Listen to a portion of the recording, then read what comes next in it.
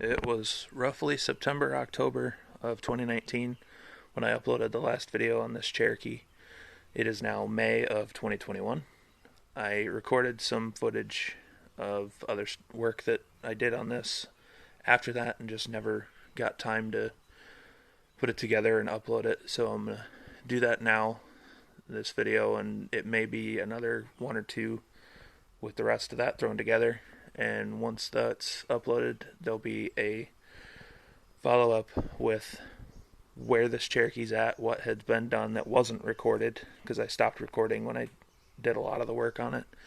So the next few videos will have this intro and then the footage, and that's all going to be from almost 2 years ago. That'll at least get this caught back up, because I think I've only ever done one other update on this on Comanche Club that's even close to where it's at now. And there's some other projects going on that I think I may do some videos on as well. So we'll get through this old footage and then I'll throw together some newer stuff on where it's at now. So whatever video has this intro is going to be old, almost 2 years old. Got an update on the black Jeep. So it runs and drives again. It's running good. Having some issues. Obviously been sitting for a while, so I went ahead and ordered a bunch of parts because I decided that at this point this is going to be my reliable winter driver. So I'm just going to sink some money into it. It was cheaper than buying something to drive through winter because, like I said before, I'm never going to drive either of the Comanches in the salt. So this is going to be the sacrificial lamb for winter driving. So first things first, shocks. Shocks that are in it now are absolutely horrible, completely blown. All of these parts pretty much, there's a couple exceptions, came from Rock Auto. Shocks were on sale or way cheaper than I could find anywhere else. They're nothing special, just generic, or just the lower end of the spectrum on the Monroes. Part numbers there.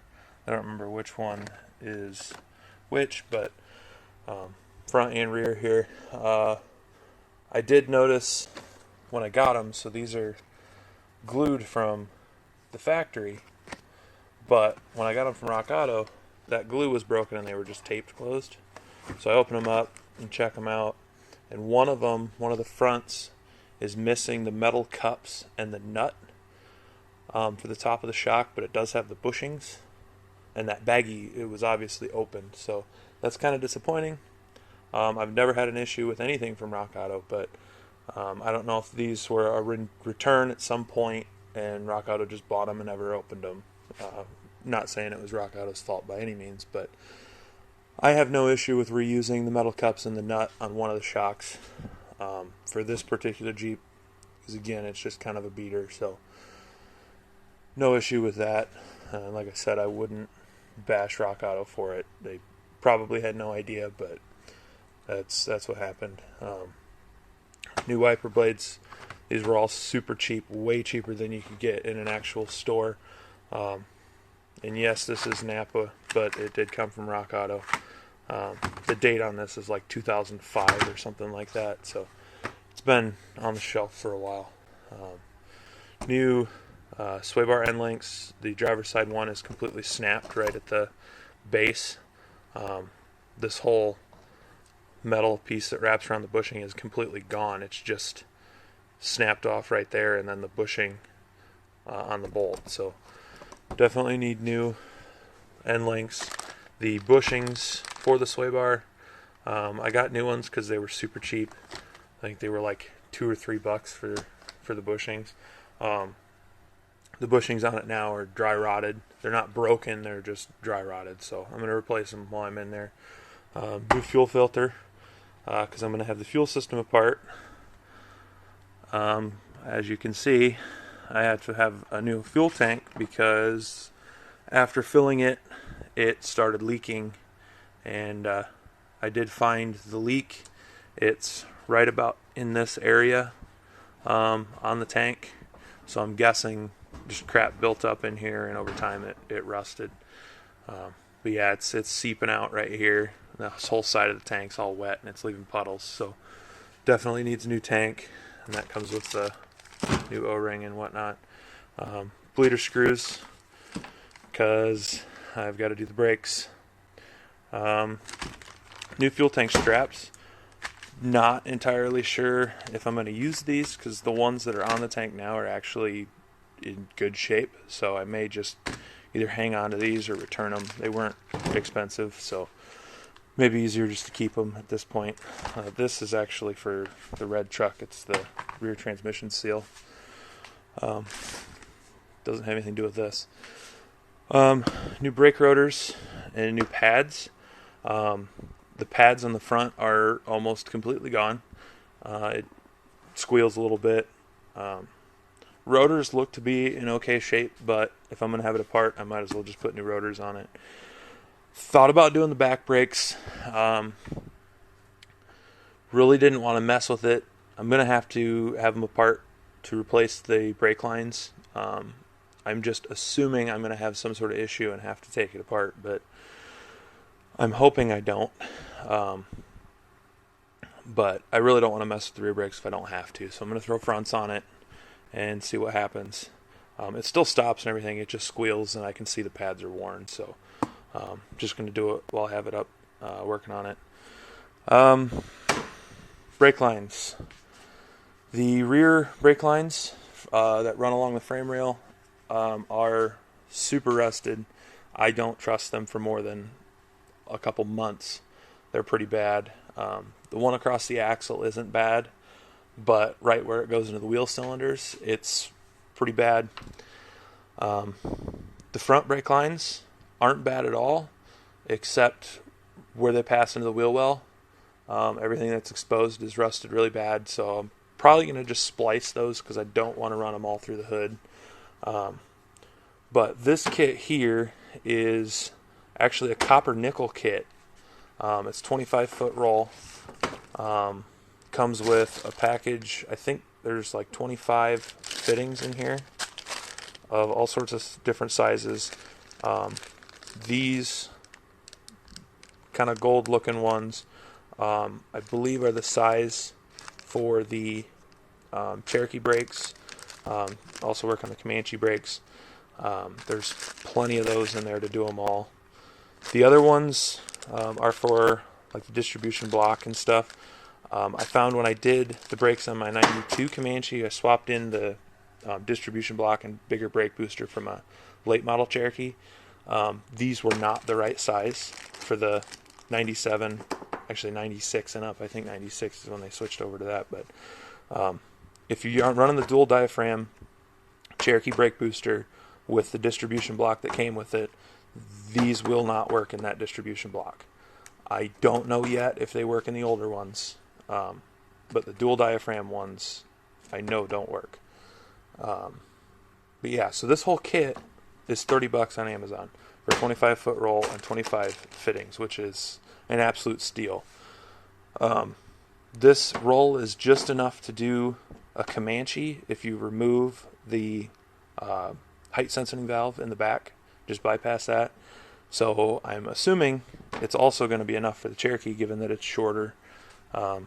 Plus, I'm not doing everything under the hood this time, so I'll have some extra left over. But this will do an entire Comanche if you remove the height sensing valve, and I'm almost positive it's going to do an entire Cherokee as well. So if you need to do brake lines, this copper nickel kit from Amazon is the way to go. The copper nickel won't rust, so it'll never have to be replaced again. And this roll is not any more expensive than a roll of steel you'll get at Napa. So this is definitely the way to go. But yeah, so that's all going in. And then one other thing, new tires. Since this is basically a winter Jeep, it is getting winter tires. The tires that are on it, the rear ones, aren't in terrible shape.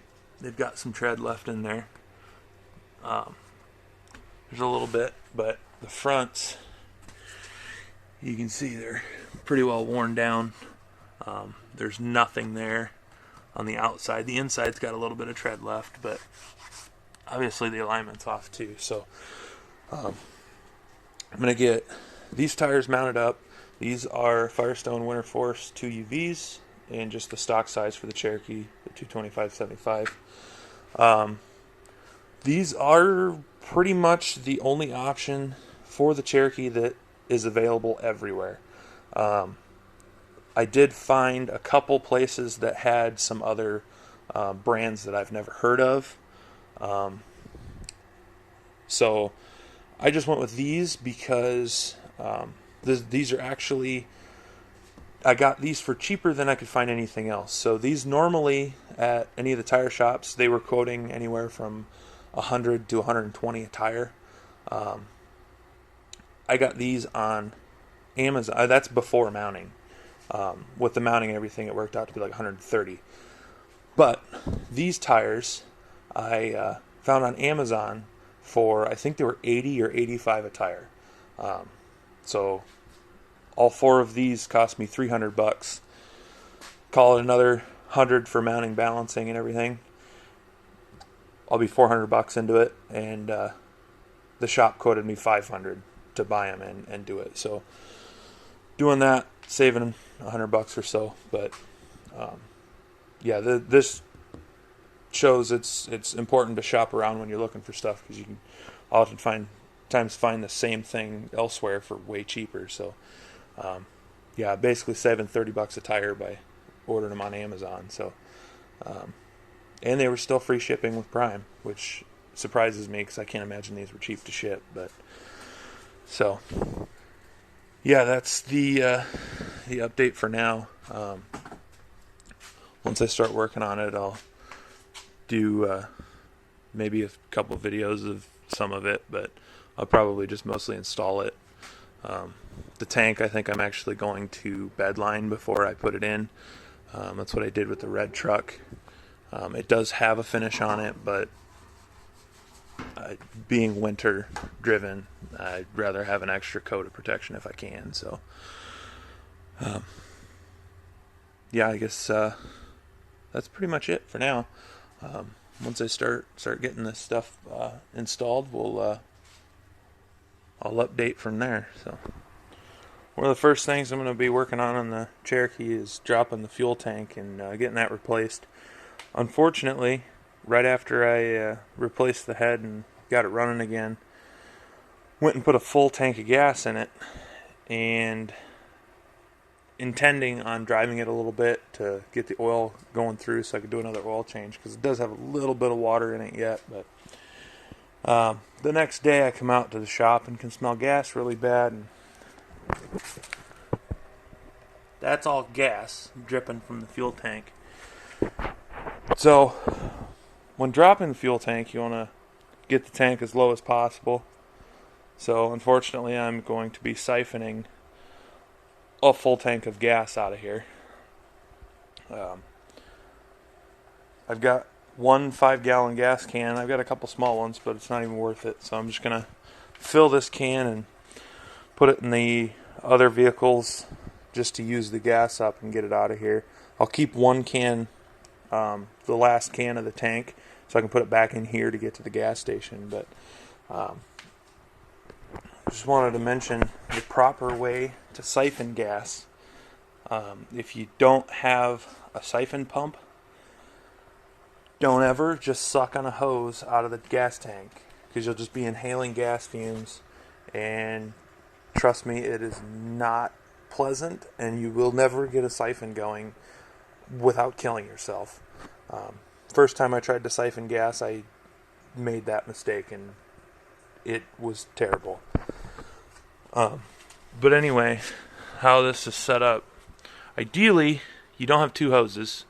Ideally you have one hose as big as you can, 3/8-ish, half-inch-ish maybe.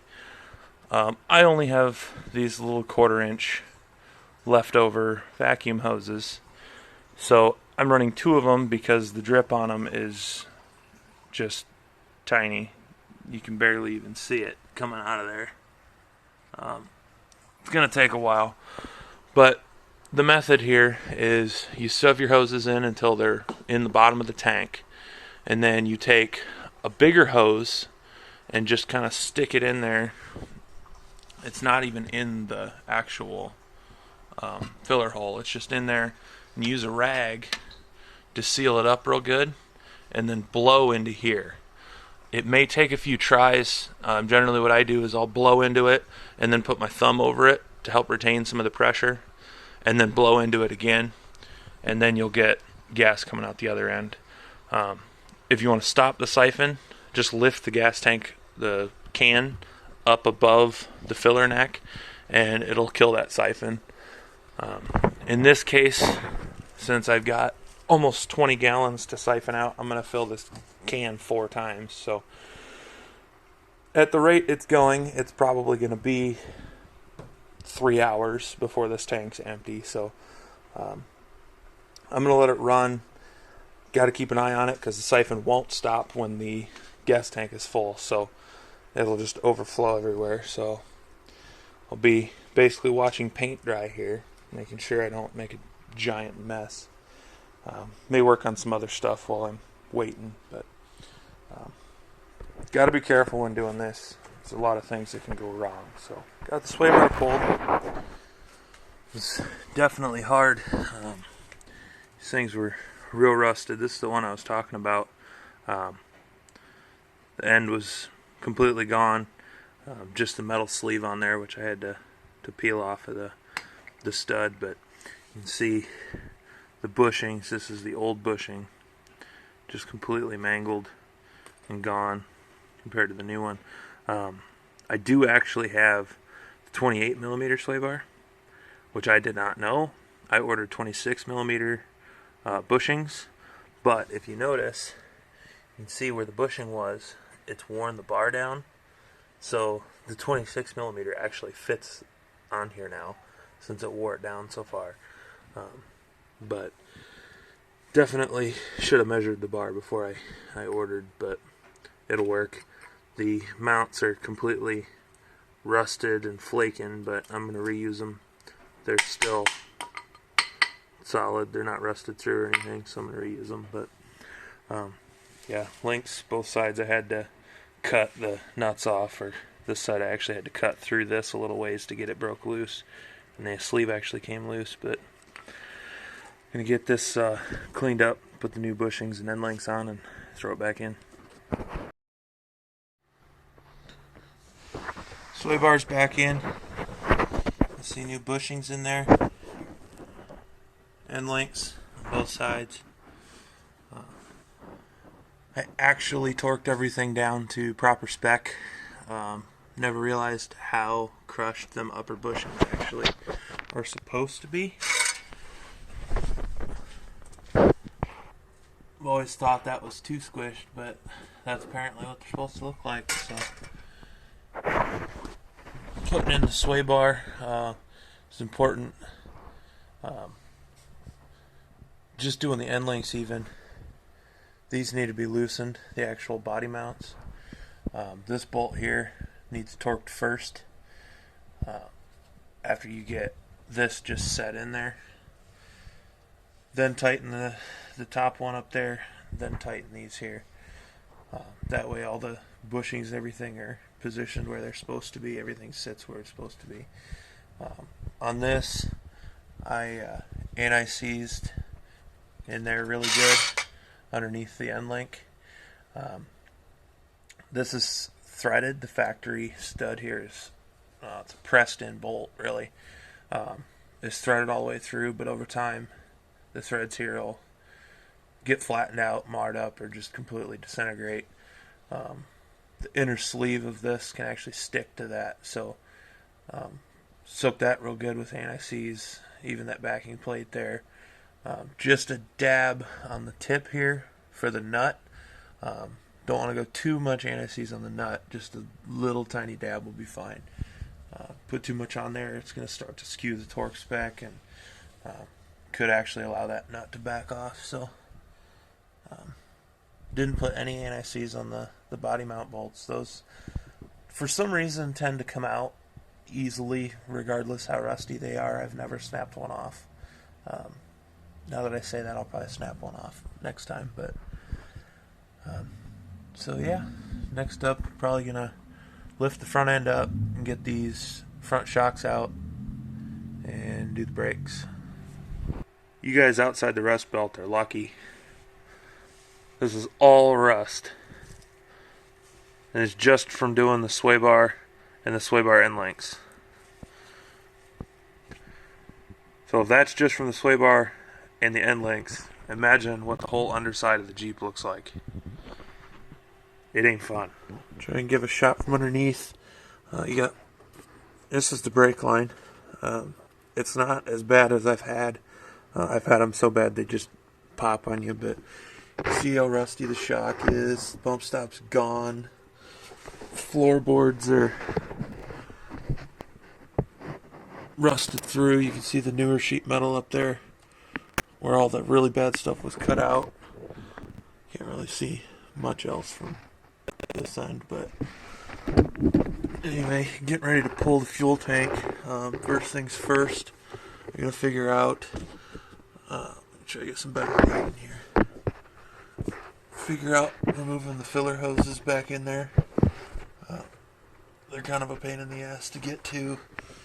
I'm just going to pull the hoses off the fuel pump.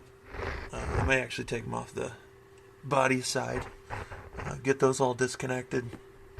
Get the filler hoses disconnected, and then try to get these bolts out. You can see the gas there. That's where it's leaking all over the place. So hopefully that helps loosen that nut up a little bit. I do need to reuse those hanger bolts, so if I break one or bend one or anything like that, I'm kind of screwed, because we got some really crappy weather coming tomorrow, and I'd really like to get this tank done by then, so pulling it out. Working on pulling the filler hoses right now. Just kind of wanted to show what rust looks like underneath. All this is just completely rotten. You can see the new floor pan, or the new metal. That's where the floor pan used to be. You can see where it was all rotted out, falling out.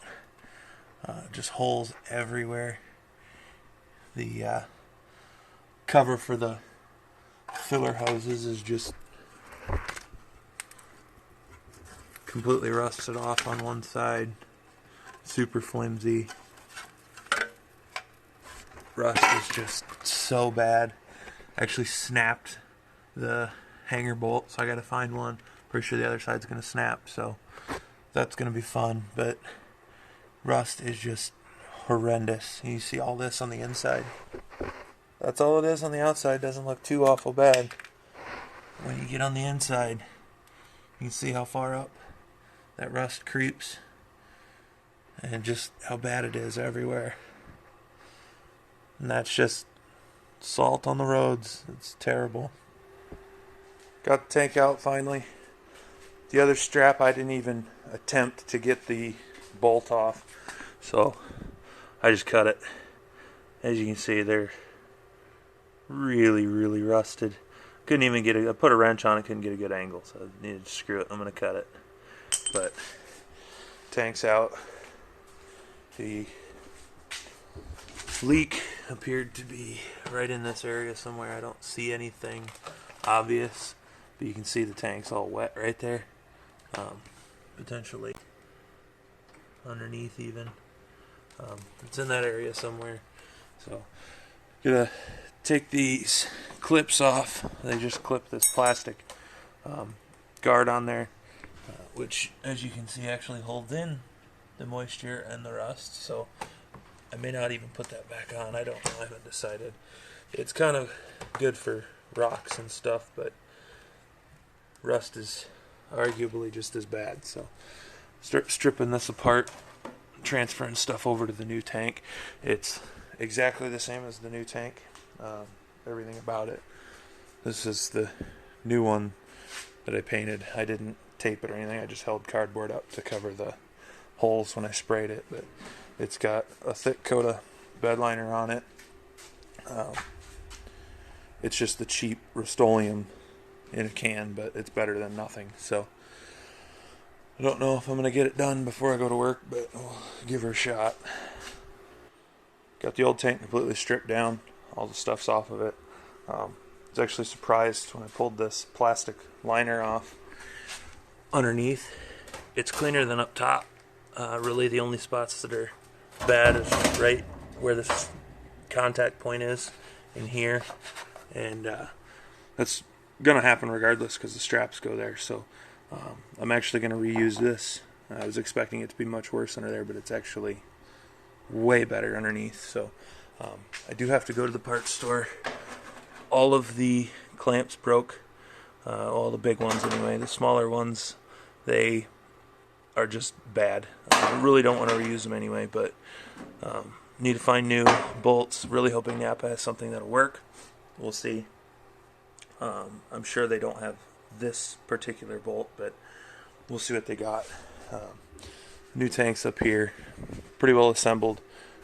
These vents or rollover valves, whatever the hell they are, to get these off, I just take a flathead underneath the rubber and pry up.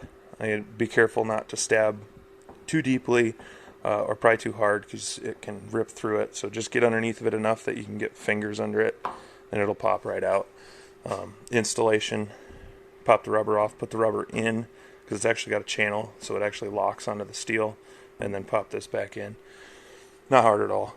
The lock ring for the pump, I did not have an issue when doing the Comanche. For some reason, this one just was an absolute pain. The rubber O-ring just kept wanting to slip and not sit where it's supposed to, and the lock ring itself just wanted to bend. It didn't want to lock in. So got it on there finally. Everything's on there. Would never want to do this in the Jeep. I have only done this outside. I've done it twice. Once on the Comanche and this one. Comanche wasn't bad, but this was just a pain even out here. So I can't imagine doing it in the Jeep. So it's in there now. So unfortunately, I've got to start getting ready for work. So this is going to have to wait until tomorrow. I know I can get the clamps. I'm just worried about the strap bolts. They're saying tomorrow we're supposed to get really bad cold front coming through, so there's a chance they may salt the roads or something crazy if it starts raining. So really hoping I can get this done so I can drive it to work tomorrow and not have to worry about salted roads or anything. Tires won't be on it, still won't have the shocks or anything, or the brakes, but sway bar's done, and I can get the fuel tank situated, get the fuel system fixed, then I won't have to worry about it as much. It'll still run and drive, but we'll see. Hopefully they've got what I need.